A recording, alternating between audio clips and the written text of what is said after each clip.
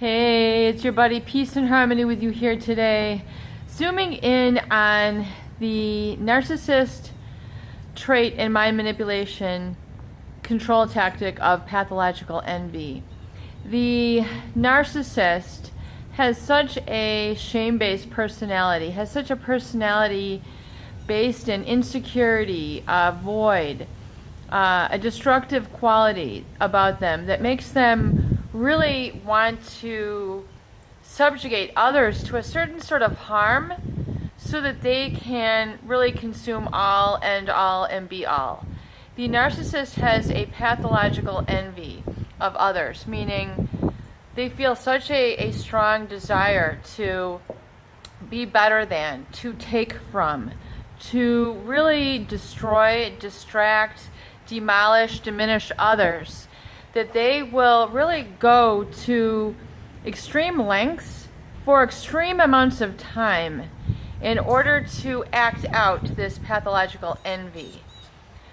Pathological meaning not on the normal charts of like, wow, I wish I had that car, like that's a beautiful car, you know, and they might admire something, or, you know, I really wish I had this in this house or this in this bike, etc. They have a pathological envy which will cause them to do very destructive, harmful, evil manipulation tactics, sabotaging others who are extremely innocent, who have done nothing to provoke, done nothing to perpetrate. They just want to come in and cut under the knees to try to take down really their tallest and largest target. It's amazing, really, the scheme and the scandals that they will go after to try to take somebody down.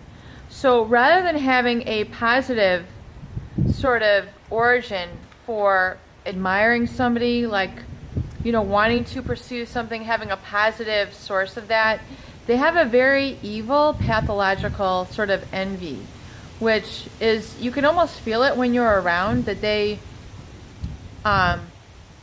just don't like you. They really don't like anybody, but it's really that they don't really like themselves. I think they don't like how they feel around people because they feel so insecure. They feel so much resentment. They feel so much hostility that they just seem to ooze all this out of their very being. And I really don't know how some people are able to manage and be around these people for any really amount of time. You know, I really don't. But you know, this pathological envy, you know, it is really sort of demonic. It really is, in terms of how it's divisive, meaning they're going to try to divide you from your goodness. They're going to try to make you blind to your own goodness, that which you have as part of your personality. They're going to try to get you to basically separate it, from your own goodness. You guys, this is serious stuff. I'm so glad we're talking about this right now because it's a huge issue. And, you know, having encountered this in life, it's like, you know, and working to identify it and heal from it and get away from it is just like a major, serious life passion for me, if you haven't been able to tell. But, you know, this source of pathological envy, what they're trying to do is they're trying to get you to really not even have a sense of your own good, of your own personhood. And this is very deep depersonalization. Wow. I mean, it is extreme depersonalization. I mean, blindsided depersonalization where when you're around them, you almost, you feel such a electric energy. And maybe because I'm empathic, I can feel other people's, you know, happiness. I can feel other people's sadness. I can feel their anger. I can feel their hostility. I'm sensitive to people. I get it, you know, but I also know my boundaries and I also know how to protect myself. But these people, I mean, they have, you know, you can just see the pathological envy that is really fueling a lot of their life. And they very much try to separate you from your own humanness, your own identity, your own sense of being human. And it's a horrible thing. It's one of the most horrible experiences I think you'll ever feel. or one of them.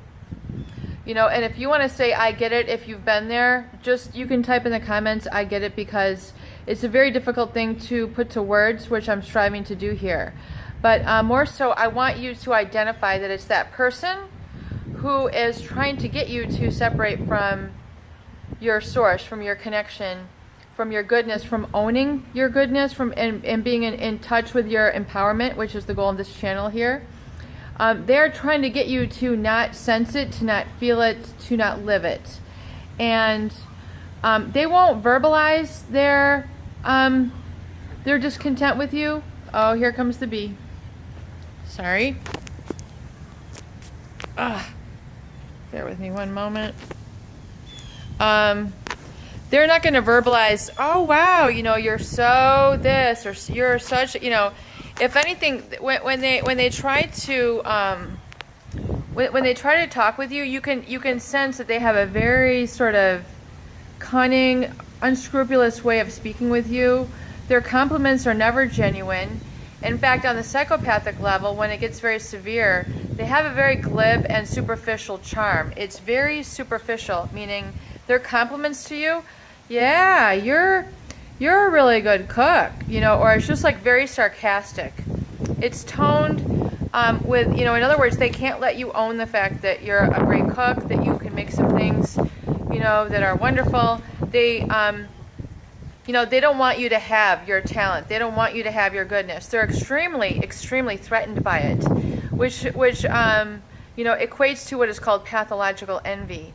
They don't want you to own it. They don't want you to be empowered. They just don't want you to do that. It's a very strange sort of desire, but it's a pathology. If you've encountered it, you really need to understand what is going on so you're not, you know, a victim to it, because you know, previously I've been blind to this for years, and this work has taken me, you know, a lifetime to put together and culminate here. What on earth? You guys got to be cracking up. Something's on my tooth. But anyway, you know, these people are trying to sever you from your goodness, which if they succeed, you know, to the unbeknownst person, you know, that person will be in so much pain, personal pain. They won't know what hit them. A lot of people enter into that PTSD. They can't retrieve themselves. They get so affected and influenced by these people that there's almost sometimes people don't know a way out. So, you know, and that's really when you get into really the psychopathic side of pathological envy.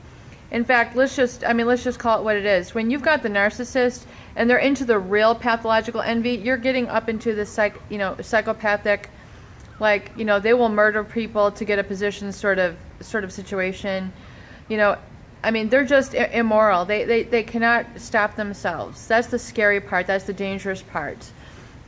And, you know, they cannot put their foot on the brake. They cannot help themselves. They do not have control over their emotions. It's extremely uncomfortable to be around. So if you've been there, I apologize. I feel for you. God help you. All I can recommend is you've got to get away from these people. You've got to let them go. You know, there's no convincing you can do. There's no communication you can do. I mean, it's just zero. There's got to be no communication. The envy is so pathological that it will only seek to destroy, harm, and maim. Peace and harmony with you today. I do hope these videos help. Please share to those people in need. And please do subscribe for more great tools, videos, discussions, and support.